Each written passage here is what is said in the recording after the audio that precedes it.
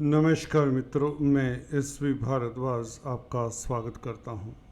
एक सूचना दोस्तों, अगर आप ज्योतिष सीखना चाहते हैं तो फर्स्ट वीक ऑफ अप्रैल से लाइव क्लासेस मेरे द्वारा शुरू की जा रही हैं और डिटेल जानकारी लेने के लिए आप व्हाट्सएप कर सकते हैं। तो चलिए शुरुआत करते हैं। सूर्य के राशि परिवर्तन से 4 ग्रहों का संबंध बनेगा 14 मार्च से। धनु राशि के ऊपर इसका क्या प्रभाव पड़ेगा। अगर आपको अपना लगन मालूम है तो यह चर्चा लगन पर भी आधारित रहेगी। जैसे कि आप देख रहे हैं, यहाँ पर सूर्य, राहु, बुध और शुक्र चतुर्थ भाव में योग बना रहे हैं। चतुर्थ भाव में दोस्तों इतने सारे ग्रह हों तो वैसे ही राजयोग कारक होते हैं, क्योंकि केंद्र में ग्रह जितने ज़्यादा होंगे उतने भले। मंगल भी आपके केंद्र में है, केतु भी केंद्र में है, हालांकि केतु 10th हाउस में है। और आपको ये भी बता दूं, आपके कर्म भाव के ऊपर 14 तारीख से सूर्य संक्रांति वाले दिन से ही 7 ग्रहों का प्रभाव रहेगा आपके कर्म भाव के ऊपर। और इससे भी बड़ी जो घटना होने वाली है वह सुखद घटना ही कही जाएगी। जब शनि का राशि परिवर्तन होगा उस दिन 29 मार्च को चंद्रमा और शनि भी आपके सुख भाव में गोचर करेंगे। 6 ग्रहों का संबंध हो जाएगा आपके सुख भाव में, और ये 6 के 6 ग्रह आपके कर्म भाव को देखेंगे, जहाँ पर केतु विराजमान है। मंगल की दृष्टि भी है कर्म भाव के ऊपर, चतुर्थ दृष्टि, और गुरु की पंचम दृष्टि भी है। तो 9 के 9 ग्रह प्रभावित करेंगे आपके कर्म भाव को 29 और 30 तारीख 4:30 बजे तक। उसके पश्चात चंद्रमा आगे चले जाएंगे तो 8 ग्रहों का प्रभाव आपके कर्म भाव के ऊपर रहेगा। 14 अप्रैल को सूर्य उच्च के हो जाएंगे, आगे चले जाएंगे, तो 14 अप्रैल तक 8 ग्रहों का प्रभाव आपके कर्म भाव के ऊपर रहेगा। 14 अप्रैल से सूर्य के गोचर मेष राशि में करने के पश्चात भी 7 ग्रह आपके कर्म भाव को प्रभावित करेंगे। तो अप्रैल का महीना आपके कैरियर के लिए, आपके कामकाज के लिए, आपकी प्रतिष्ठा के लिए, आपके स्टेटस के लिए अद्वितीय है, लाभकारी है। और ये ऐसे योग बन रहे हैं जिसमें आपके कारका ग्रह गुरु, सूर्य और मंगल इत्यादि का प्रभाव भी कर्म भाव के ऊपर है। इसलिए यह योग ज़्यादा बेहतर है। हालांकि अकारक ग्रह शुक्र, बुध और शनि भी इसमें सम्मिलित हैं। तो सभी ग्रहों के प्रभाव के कारण जानते हैं किस तरह से आपको विवेचन करना चाहिए, कैसा प्रभाव आपको सही में मिलेगा, वो हम चर्चा करते हैं। पहले तो हम चतुर्थ भाव की बात कर लें, जो 14 मार्च से सूर्य संक्रांति, मीन संक्रांति के दिन ये संबंध बनेगा।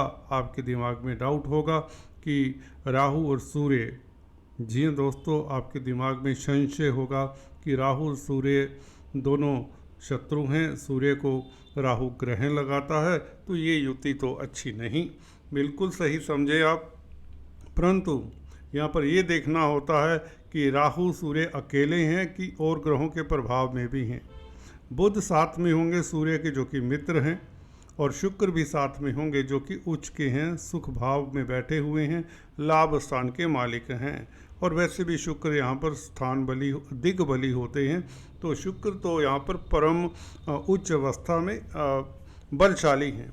तो शुक्र की स्थिति के कारण आपको बताना चाहता हूँ, जब 3, 4 या 5 ग्रह इकट्ठे हों तो किस ग्रह का ज़्यादा रोल रहेगा, ज़्यादा प्रभाव पड़ेगा, ये देखने की बात होती है।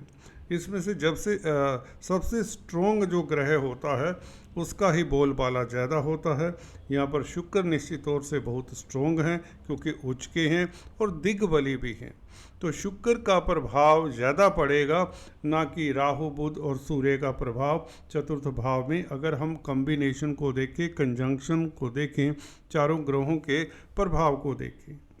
जहाँ तक बात है सूर्य की, सूर्य देखिए भाग्यस्थान का मालिक है, चतुर्थ भाव में बैठा है, राहु से प्रभावित होगा, इससे कोई हम डिनाई नहीं करते। We are not in a Daniel mood.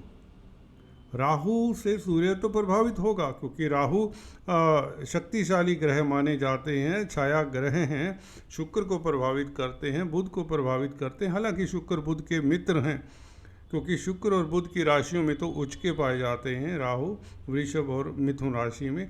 तो शुक्र बुध को तो राहु से कोई परेशानी नहीं, परेशानी है सूर्य को। और सूर्य कितना परेशान होते हैं, कौन से क्षेत्र सूर्य के प्रभावित होते हैं। दोस्तों यहाँ पर आप गौर करिए, अगर आप एस्ट्रोलॉजी सीख रहे हैं तो आपको यहाँ पर ध्यान देना होगा, जब इस तरह के कॉम्बिनेशन होते हैं तो कारकत्व ज़्यादा प्रभावित होता है। सूर्य किन बातों के कारका हैं वे ज़्यादा प्रभावित होंगे, ना कि 9th हाउस जिसके मालिक है सूर्य, वो प्रभावित इतना नहीं होगा। ये अक्सर एक्सपीरियंस से देखा है कि सूर्य यहाँ की बात करें तो सूर्य आत्मा के कारक हैं, पिता के कारक हैं, शासन सत्ता के कारक हैं, सरकार के कारक हैं और आपके हृदय के कारक भी हैं। तो यहाँ पर इन क्षेत्रों के ऊपर थोड़ा प्रभाव पड़ सकता है, खासकर जिनकी सूर्य या राहु की दशा अंतर्दशा है।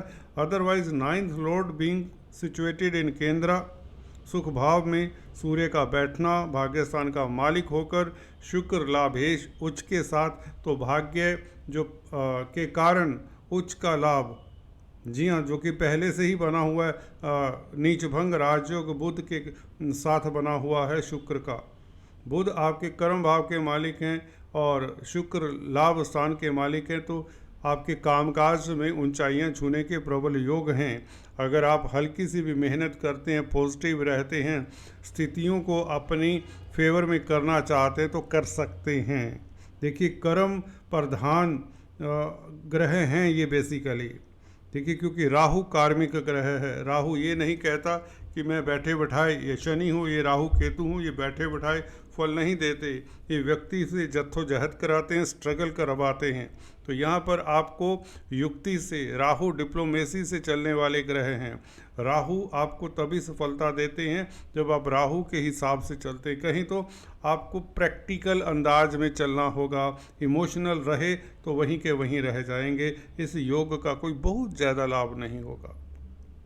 यहाँ पर आपको शुक्र जो कि उच्च 11वें भाव के मालिक हैं, उच्चस्थ राशि में हैं, दिग्बली हैं, अब भाग्यस्थान के मालिक के साथ संयोग करेंगे और 10th लॉर्ड के साथ भी संयोग है जो कि बुध का नीच भंग भी हो जाता है।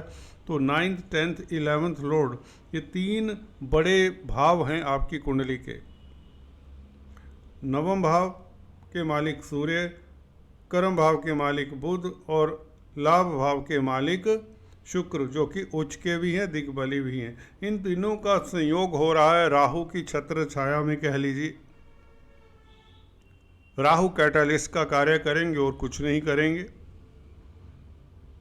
तो 9th 10th 11th लॉर्ड जब इकट्ठे हों तो कैरियर में ऊंचाइयां छूने के प्रबल योग, भाग्य के कारण, किस्मत के कारण, कामकाज की रूपरेखा आपकी बेहतर होगी। कोई प्लान कर रहे थे, कोई बिजनेस के लिए, कोई इन्वेस्टमेंट के लिए, उसमें सफलता, कोई काफ़ी लंबे समय से कोई प्रोग्राम बना रहे थे, कोई बिजनेस शुरू करने का, उसमें आपको सफलता, आप में एक जोश रहेगा और समाज में आपको मान सम्मान भी मिलेगा। समाज में आपका डंका बजने के योग बनते हैं। लाभ स्थान का मालिक है तो आय के साधन बढ़ेंगे, इनकम का ग्राफ बढ़ेगा क्योंकि 7वें भाव के भी मालिक हैं बुध, तो आय के साधन बढ़ेंगे, रोज़मर्रा की आमदन बढ़ेगी। बुध व्यापार के भी कारक है तो व्यापारी वर्ग के लिए समय खास उत्तम रहेगा। केतु मंगल और गुरु की दृष्टि भी है आपके कर्म भाव के ऊपर, तो इससे बेहतर आपका कैरियर का एरिया हो नहीं सकता। शनि जाते जाते जैसे कि अक्सर हम देखते हैं ये 14 मार्च से कुछ न कुछ स्थितियां 14 मार्च से लेकर 28 मार्च तक शिफ्ट होने से पहले शनि कुछ ना कुछ बड़ा देने वाले हैं, बड़ा करने वाले हैं। ये कैरियर के रूप में हो सकता है। अगर आप अनएम्प्लॉयड हैं तो आपको नौकरी मिल सकती है, अगर आप जॉब करते हैं तो आपकी प्रमोशन हो सकती है, बल्कि होने के प्रबल चांसेस हैं। अगर आप बिजनेस करते हैं तो बिजनेस को एक्सपेंड करके आप लाभान्वित होने वाले हैं। और अदरवाइज़ आपकी प्रतिष्ठा बढ़ने वाली है, आपका स्टेटस बढ़ने वाला है, समाज में आपका मान सम्मान रुतबा बढ़ने वाला है, ये ऑलमोस्ट सर्टेन है। अगर आपकी दशा अंतर्दशा बहुत निकृष्ट ग्रहों की है, कमज़ोर ग्रहों की है, प्रभावित ग्रहों की है, तो भी कुछ ना कुछ आपके हाथ में आता दिखता है। सभी धनु राशि धनु लगन के लिए 14 मार्च से लेकर 28 मार्च तक बेहतरीन समय रहेगा। उसके पश्चात अप्रैल का महीना भी जैसा कि मोटे तौर से बताया बेहतर ही जाना चाहिए, क्योंकि सूर्य उच्च के हो जाएंगे 14 अप्रैल से, तो सूर्य का गोचर आपके लिए बहुत लाभकारी है। और मई तक बल्कि ये स्थितियाँ बेहतर ही रहेंगी, क्योंकि सूर्य एक त्रिकोण का मालिक दूसरे त्रिकोण में होगा, तो भाग्य तो साथ देगा, किस्मत साथ देगी, कहीं ना कहीं आपको सुखी रखेगा। ये पीरियड आपकी चिंताओं का हरण होगा, ये बात निश्चित है। फिर भी जिनकी राहु की दशा अंतर्दशा है, कोई अवरोध ना आए आपके कार्यों में। केतु की महादशा अंतर्दशा प्रत्यंतर दशा है, आपको चींटियों को आटा शक्कर डालना चाहिए, नारियल का मंदिर में दान करें, या अपने सर से एंटी क्लॉकवाइज घुमाकर इसे किसी दरिया में नारियल को बहा दें। शनिवार के दिन ऐसा कर सकते हैं। मंदिर में काले तिलों का दान करें और कुत्तों को कुछ ना कुछ खिलाते रहें, खासकर ब्लैक डॉग्स को शनिवार के दिन। इससे भी आपके रास्ते में आ रहे अवरोध दूर होंगे। कुल मिलाकर यह कॉम्बिनेशन आपके लिए अभूतपूर्व सफलता का है, लाभकारी है। और जहाँ तक 29 तारीख की बात है, जब 9 ग्रहों का प्रभाव होगा तो कोई बड़ी सफलता मिल सकती है, किसी की लॉटरी लग सकती है, किसी को प्रॉपर्टी से लाभ हो सकता है, क्योंकि शुक्र उच्च के हैं चतुर्थ भाव में। ज़मीन जायदाद का कामकाज करने वालों के लिए स्थितियाँ अच्छी रहेंगी। व्यापार में धन मिलने के योग बनते हैं। मंगल की दृष्टि खासकर 10th हाउस के ऊपर और केतु के ऊपर ये अचानक से लाभ के योग बनाता है। मंगल अगर आपकी कुंडली में लॉटरी इत्यादि के योग हैं तो बेहतर। शेयर स्टॉक मार्केट वालों को अगर पीछे नुकसान हुआ है तो उसकी भरपाई के लिए 14 मार्च से समय बहुत बेहतर हो जाता है।